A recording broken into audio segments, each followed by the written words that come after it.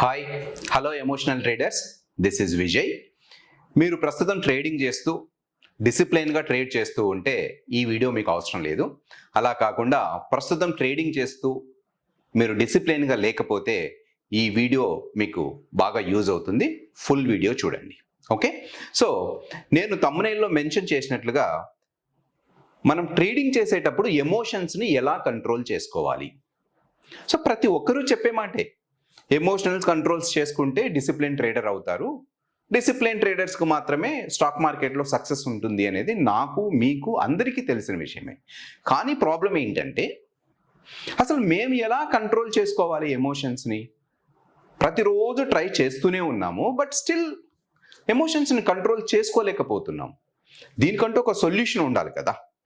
Okay, ఆ solution ఏంటి అనేది మనము ఇన్ డీటెయిల్డ్గా కొన్ని ఎగ్జాంపుల్స్ తీసుకొని డిస్కస్ చేద్దాం. ఓకే, ఇప్పుడు అజ్యూమ్ దట్ మీ దగ్గర ఒక స్ట్రాటజీ ఉంది. మీరు ఏదో యూట్యూబ్లో చూసో లేదంటే కోర్స్ తీసుకోనో ఏదో తీసుకొని మీ దగ్గర ఒక స్ట్రాటజీ డెవలప్ చేసుకున్నారు.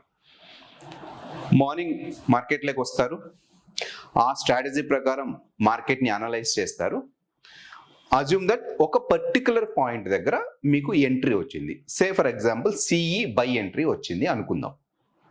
ఓకే, సో జనరల్గా మార్కెట్లో చాలామంది చేసే తప్పు ఏంటంటే ఎమోషన్స్ని కంట్రోల్ చేసుకోవడంలో ఎక్కడ ఫెయిల్ అవుతారంటే, ఎప్పుడైతే మనము అనలైజ్ చేసిన తర్వాత ఇక్కడ పర్టికులర్ పాయింట్ దగ్గర నాకు ఎంట్రీ వస్తుంది అనుకుంటున్నారో ఇమ్మీడియట్గా ఒక ఎంట్రీ తీసేసుకుంటారు. ఓకే, అది చాలా తప్పు. స్టాక్ మార్కెట్లో ఎప్పుడైనా అనాలిసిస్ చేసేటప్పుడు రెండు పార్ట్స్గా తీసుకోవాలి. ఫస్ట్ ఏంటంటే డైరెక్షన్ని ఐడెంటిఫై చేసుకోవాలి. ఓకే, సో మీ స్ట్రాటజీ ప్రకారము పర్టికులర్ పాయింట్ దగ్గర ఇక్కడ నుంచి మార్కెట్ పైకి వెళ్తుంది అనేటువంటిది ఒక అనాలిసిస్ చేశారు. ఇది పార్ట్ 1. ఓకే, మార్కెట్ పైకి వెళ్తుంది అనే విషయం మనకు అర్థమైపోయింది. అంటే మనం ఏం చేయాలి? సిఈ బై చేయాలి. ఇప్పుడు చెప్పండి, సిఈని బై చేసేటప్పుడు ప్రిఫరబుల్లీ తక్కువ రేటుకు బై చేయాలి. ఏదైనా బై చేసేటప్పుడు మీరు ఒక కూరగాయల మార్కెట్కి వెళ్ళి ఓ టమోటాలో ఆనియన్స్ ఒక రేట్ అడుగుతారు. మీకు ఆ రేటు నచ్చకపోతే ఇమ్మీడియట్గా మీరు వేరే షాప్కి వెళ్ళిపోతారు కదా. మార్కెట్లో కూడా అలాగే, నాకు సిఈ ఎంట్రీ వచ్చింది కదా, ఎంత ప్రైస్ ఉంటే అంత ప్రైస్కి ఇచ్చేసేయండి తీసుకుంటాను అని మాత్రం ట్రేడింగ్ చేయకూడదు. యాక్చువల్లీ ఎమోషన్స్ని కంట్రోల్ చేసుకోవడంలో ఫస్ట్ ఫెయిల్యూర్ స్టెప్ ఇక్కడే పడుతుంది. సో కాబట్టి ఫైనల్గా నేను చెప్పేది ఏంటంటే, ఒక డైరెక్షన్ ఐడెంటిఫై చేసుకున్న తర్వాత ఓకే సిఈ ఎంట్రీ అని అనుకున్న తర్వాత అది మనకి ఎక్కడైనా డిస్కౌంట్లో దొరుకుతుందేమో చూసుకోవాలి. ఆ డిస్కౌంట్లో మనం ఎంట్రీ తీసుకోవాలి. ఆ డిస్కౌంట్లో ఎంట్రీ ఎలా తీసుకోవాలి, మాకెలా తెలుస్తుంది ఒక పర్టికులర్ డిస్కౌంట్ అనేది మనకు ఒక డౌట్ వస్తుంది. ఓకే, సో దీని గురించి మనం ఒక డీటెయిల్డ్గా డిస్కస్ చేద్దాం. అజ్యూమ్ దట్ మనం ఒక బ్యాంక్ నిఫ్టీ ఎగ్జాంపుల్గా తీసుకుందాం. అజ్యూమ్ దట్ మార్కెట్ అనేటువంటిది 50,000 దగ్గర ట్రేడ్ అవుతుంది. మీ దగ్గర ఒక స్ట్రాటజీ ఉంది. ఆ స్ట్రాటజీ యొక్క రిస్క్ రివార్డ్ ఏంటి అంటే 1:2, అంటే 100 points stop loss, that is the risk, 200 points target, this is the reward. Okay, so assume that మీ దగ్గర స్ట్రాటజీ ఉంది ఆల్రెడీ. ఓకే, సో స్ట్రాటజీ ఉన్న తర్వాత ఇప్పుడు మీరు ఎలా ట్రేడింగ్ చేస్తారు అంటే, ఇక్కడ ఇలా క్యాండిల్స్ ఫామ్ అవుతున్నాయి. ఇక్కడెక్కడో ఒక పర్టికులర్ పాయింట్ దగ్గర మీకు బ్రేక్అవుట్ వచ్చింది. ఎక్కడ బ్రేక్అవుట్ వచ్చింది అంటే అజ్యూమ్ దట్ 50,148 దగ్గర బ్రేక్అవుట్ వచ్చింది. సో మీకు ఇక్కడ సిఈ ఎంట్రీ కావాలి. ఏం కావాలి? సిఈ ఎంట్రీ కావాలి. సో ఎప్పుడైతే బ్రేక్అవుట్ ఇస్తారో ఇమ్మీడియట్గా ఎంట్రీ తీసుకుంటారు. ఎందుకంటే FOMO, fear of missing opportunity. ఇక్కడ నుంచి పైకి పోతుందేమో, మళ్ళీ కిందికి రాదేమో, ఇంతకంటే బెస్ట్ ఛాన్స్ లేదు అని చెప్పేసి ఇమ్మీడియట్గా ఎంట్రీ తీసుకుంటారు.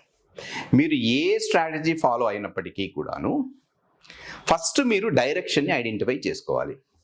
ఇక్కడ బ్రేక్అవుట్ అయ్యింది అంటే నా ఉద్దేశము నాకు సిఈ ఎంట్రీ అయితే అవసరం ఉంది. తర్వాత నేనేం చేసుకోవాలంటే నేను ఒక డిస్కౌంట్లో ఎంట్రీ తీసుకోవాలి. ఆ డిస్కౌంట్లో ఎంట్రీ సే ఫర్ ఎగ్జాంపుల్ ఒక 30 పాయింట్స్ ఆర్ 40 పాయింట్స్ కింద. ఎందుకంటే మనం ఎప్పుడూ స్టాప్ లాస్కు దూరంగా ఉండాలి. మనం ఎప్పుడు టక్కని ఇక్కడ ఎంట్రీ తీసుకుంటే ఏమవుతుంది మార్కెట్, అజ్యూమ్ దట్ ఇక్కడ బ్రేక్అవుట్ అవుతానే ఎంట్రీ తీసుకున్నాం అనుకో 50,148 దగ్గర, అది కిందికి 100 పాయింట్స్ వచ్చి స్టాప్ లాస్ కొట్టి మళ్ళీ పైకి వెళ్తుంది. ఈ సినారియో మీరు ప్రతిరోజు మార్కెట్లో చూస్తూనే ఉన్నారు. సో కాబట్టి నేను ఏం చెప్తున్నానంటే, ఏదైనా బ్రేక్అవుట్ వచ్చిన తర్వాత నాకు కొంత డిస్కౌంట్లో ఏమైనా దొరుకుతుందేమో అని చెప్పేసి 30-40 పాయింట్స్ డిస్కౌంట్ దగ్గర తీసుకోండి. ఇప్పుడు అజ్యూమ్ దట్ మీరు నాకు 50,112కి వస్తే తీసుకుంటాను అని మీరు ఒక డిమాండ్ చేస్తున్నారు. నేను సిఈ బై చేయడానికి రెడీగా ఉన్నాను.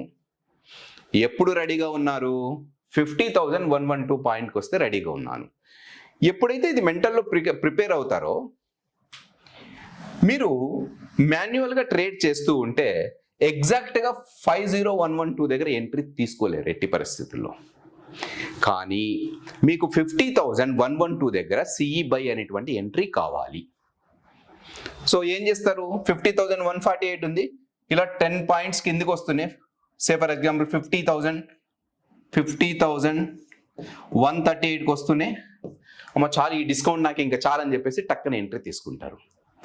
సో ఇక్కడ ఎమోషన్స్లో మనం డిస్కస్ చేసేటువంటి పాయింట్లలో ఫోమో అనేటువంటిది స్టెప్ 1.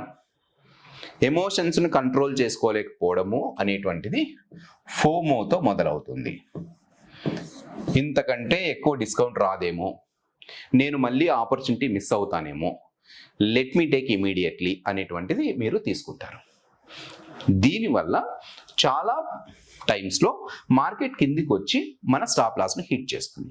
అలా కాకుండా అజ్యూమ్ దట్ మన దగ్గర ఒక ఎమోషన్స్ కంట్రోల్ టూల్ ఏదైనా ఒకటి ఉండి, ఎమోషన్స్ కంట్రోల్ టూల్ ఒకటి ఉండి, ఆ ఎమోషన్ కంట్రోల్ టూల్కు మీరు ఒక ఇన్స్ట్రక్షన్ ఇచ్చారు అనుకోండి, మార్కెట్ టు 50,112 అనేటువంటి పాయింట్ రీచ్ అయిన తర్వాత సిఈని బై చెయ్యి, ఇలాంటి ఒక ఇన్స్ట్రక్షన్ మీరు ఇచ్చారు అనుకోండి, అప్పుడు మీరు ఏమవుతారు? ఈ ఫోమో అనేటువంటి ఎమోషన్స్ని కంట్రోల్ చేసుకోగలుగుతారు. జాగ్రత్తగా ఆలోచించండి, బాగా ఆలోచించండి. నేను చెప్పే పాయింట్ ఏంటంటే, 50,148 దగ్గర బ్రేక్అవుట్ వచ్చింది. బ్రేక్అవుట్ వచ్చిన తర్వాత సిఈ ఎంట్రీ అనేది కన్ఫర్మ్ అయ్యింది. సిఈ ఎంట్రీ కన్ఫర్మ్ అయిన తర్వాత నాకు సిఈ బై డిస్కౌంట్లో కావాలి. ఎక్కడ కావాలంటే నేను ఒక కోరిక కోరుకున్నా 50,112 దగ్గర కావాలి అని, అది నా బ్రెయిన్లో ఉంది. ఎప్పుడైతే మనం మాన్యువల్గా ట్రేడ్ చేస్తూ ఉంటామో ఏమవుతుంది, ఈ మార్కెట్ అనేటువంటిది ఇలా ఇలా ఫ్లక్చువేట్ అవుతూనే ఉంటుంది. 50,148 నుంచి 50,138, 132, 133 రాగానే ఇమ్మీడియట్గా మనం ఎంట్రీ తీసుకుంటాం. ఓకే, ఈ ప్రాబ్లమ్ని ఏమంటారు ఎమోషన్స్లో? ఫోమో అంటారు. ఈ ప్రాబ్లమ్ని మనం రిజాల్వ్ చేసుకోవడానికి అజ్యూమ్ దట్ మన దగ్గర ఒక ఎమోషన్స్ కంట్రోల్ టూల్ ఉంది అనుకుందాం.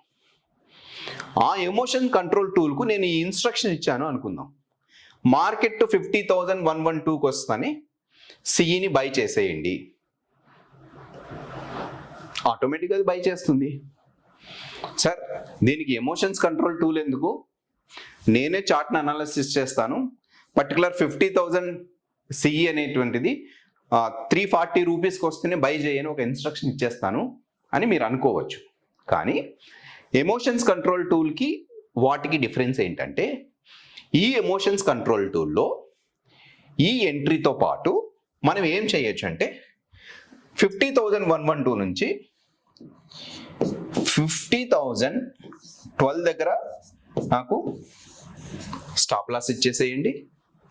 అదేవిధంగా 50,312 దగ్గర నాకు టార్గెట్ ఇచ్చేసేయండి అనేటువంటి విషయం కూడా, ఆ ఇన్పుట్ కూడా మనం ఎమోషన్స్ కంట్రోల్ టూల్కి ఇవ్వచ్చు. అదేముంది సార్ నేను చార్ట్స్ చూస్తేనే చేసుకుంటాను అంటే, ఎప్పుడైతే మనం చార్ట్స్ను కంటిన్యూస్గా అనలైజ్ చేస్తూ ఉంటామో అప్పుడు ఆటోమేటిక్గా ఏమవుతుంది అంటే, ఈ 50,112 దగ్గర మీరు ఎంట్రీ తీసుకున్న తర్వాత అజ్యూమ్ దట్ ఒక 50 పాయింట్స్ పైకి వెళ్తుంది. 50 పాయింట్స్ పైకి వెళ్తుంది అంటే మీ ఫేవర్లో ఒక 50 పాయింట్స్ వెళ్తుంది. మీ ఫేవర్లో ఒక 50 పాయింట్స్ వెళ్ళగానే మీ మైండ్లో ఒక డిస్టర్బెన్స్ స్టార్ట్ అవుతుంది. అదేంటంటే ఒక ఫియర్. ఆ డిస్టర్బెన్స్ పేరు ఏంటంటే ఫియర్. మీరు చార్ట్స్ని చూస్తూ ఉన్నారు, ఎంట్రీ తీసుకున్నారు, మీ ఫేవర్లో ఒక 50 పాయింట్స్ పోయింది. అరే ఇక్కడ నుంచి మార్కెటింగ్ కింద పడుతుందేమో, let me book the profit అంటే మీరు ఏమైతే మీకు ఈ టార్గెట్ ఏమైతే ఇచ్చేసామో ఆ టార్గెట్ను ఆటోమేటిక్గా అది తీసుకోలేదు. మధ్యలోనే మీరు ఏం చేస్తారు, బయటకు వచ్చేస్తారు. కానీ మీ ట్రేడ్ను ఈ ఎమోషన్స్ కంట్రోల్ టూల్కి ఇచ్చేస్తే ఆ టూల్కి ఎమోషన్ ఉండదు. మీరు ఆల్రెడీ 3 ఐటమ్స్ని ఫీడ్ చేసేసారు.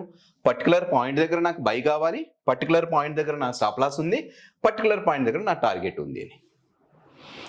అలా కాకుండా సరే నేను ఎమోషన్స్ని కంట్రోల్ చేసుకోగలుగుతాను అన్నప్పుడు మీరు అజ్యూమ్ దట్ ఇదే పర్టికులర్ ట్రేడ్లో ట్రైలింగ్ స్టాప్ లాస్ చేస్తూ వెళ్ళాలి అనుకున్నాం.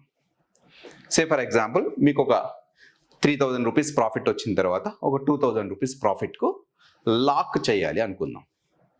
అప్పుడు ఏం చేస్తారు, మళ్ళీ మీరు మానిటర్ చూడాలి, మళ్ళీ చార్ట్స్ అనలైజ్ చేస్తూ ఉండాలి. ఎప్పుడైతే మీ పిఎన్ఎల్ చూస్తూ ఉంటారో అప్పుడు ఆటోమేటిక్గా మైండ్ అనేది డిస్టర్బ్ అవుతూ ఉంటుంది.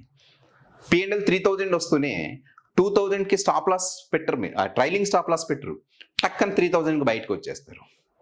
మహా అంటే పెట్టినా ఒక్కసారి పెట్టగలుగుతారు ట్రైలింగ్ స్టాప్ లాస్. అలా కాకుండా కంటిన్యూస్గా ఈవెన్ 50,312 దాటిన తర్వాత కూడా మేబీ ఇంకా పైకి వెళ్ళొచ్చు. అక్కడ కూడా మీరు ట్రైలింగ్ స్టాప్ లాస్ పెట్టుకోవాలంటే ఈ టూల్లోనే మనము ట్రైలింగ్ స్టాప్ లాస్ కూడా పెట్టుకోవచ్చు. ట్రైలింగ్ స్టాప్ లాస్ ఆటోమేటిక్గా ట్రైలింగ్ అవుతూ ఉంటుంది. ఏంటి ఇప్పుడు ఈ ఎమోషన్స్ కంట్రోల్ టూల్ వల్ల ఉపయోగం ఏంటి అంటే, మీరు ఎంట్రీ తీసుకునేటప్పుడు కానీ ఎంట్రీ తీసుకున్న తర్వాత కానీ కంటిన్యూస్గా చార్ట్స్ని చూస్తూ ఉన్నా, కంటిన్యూస్గా పిఎన్ఎల్ అంటే పొజిషన్స్లో పిఎన్ఎల్ చూస్తూ ఉన్నా మన బ్రెయిన్లో ఎమోషన్స్ అనేటువంటిది కంట్రోల్ చేసుకోవడం హైలీ ఇంపాసిబుల్. దాని కొరకు ఆ ఎమోషన్స్ని కంట్రోల్ చేసుకోవడం కొరకు we are coming up with called as a emotions control tool. నాకు ఎక్కడైతే డిస్కౌంట్లో కావాలో అక్కడ డిస్కౌంట్లో ఎంట్రీ ఇస్తున్నాను, నాకు ఎక్కడైతే స్టాప్ లాస్ కావాలనో అక్కడ స్టాప్ లాస్ ఇస్తున్నాను, నాకు ఎక్కడైతే టార్గెట్ కావాలనో అక్కడ టార్గెట్ ఇస్తున్నాను, నాకు ఎన్ని పాయింట్లకు ట్రైలింగ్ కావాలంటే అన్ని పాయింట్లకు ట్రైలింగ్ ఇస్తూ ఉన్నాను. ఇక్కడ ఎక్కడే కానీ మనము వన్స్ మార్కెట్ని అనలైజ్ చేస్తాము, అనలైజ్ చేసిన తర్వాత ఒక ట్రేడ్ ఇన్పుట్ ఇస్తాము. This is not algo trading, okay, please don't feel that this algo trading. So this is emotions control tool, like we are feeding all our emotions. నాకు ఇక్కడ ఎంట్రీ తీసుకో, ఇక్కడ ఎగ్జిట్ చెయ్యి, ఇది ట్రైలింగ్ చెయ్యి, ఇది ట్రైలింగ్ చెయ్యి, నేను ఇంకా బయటకు వెళ్ళిపోతున్నాను, నేను ఎమోషన్స్ని కంట్రోల్ చేసుకో, మొత్తం ఈ టూల్ కంట్రోల్ చేసుకొని ఎగ్జాక్ట్గా మీకు అవుట్పుట్ ఇచ్చేస్తుంది. Okay fine. సో ఈ టూల్లో ఎంట్రీస్ ఎలా తీసుకోవాలి, ఏం చేయాలి అనేటువంటిది మనం రేపు వీడియోలో ఇంకొంచెం డీటెయిల్గా డిస్కస్ చేద్దాం. ఐ హోప్ మీకు మనం ఇక్కడ ఓన్లీ ఈరోజు ఫోమో అండ్ ఫియర్ గురించి డిస్కస్ చేసాం. మనం ఇంకా డిఫరెంట్ సినారియోస్ డిస్కస్ చేసుకుంటూ వచ్చి వీని ఎలా కంట్రోల్ చేసుకోవాలి ఏంటి అనేది మనం ఇన్ డీటెయిల్గా డిస్కస్ చేద్దాం. I hope you enjoyed this video. So please subscribe to our channel and forward this particular video to your friends and ask them to follow this particular channel. Okay, thank you very much. We'll meet you tomorrow.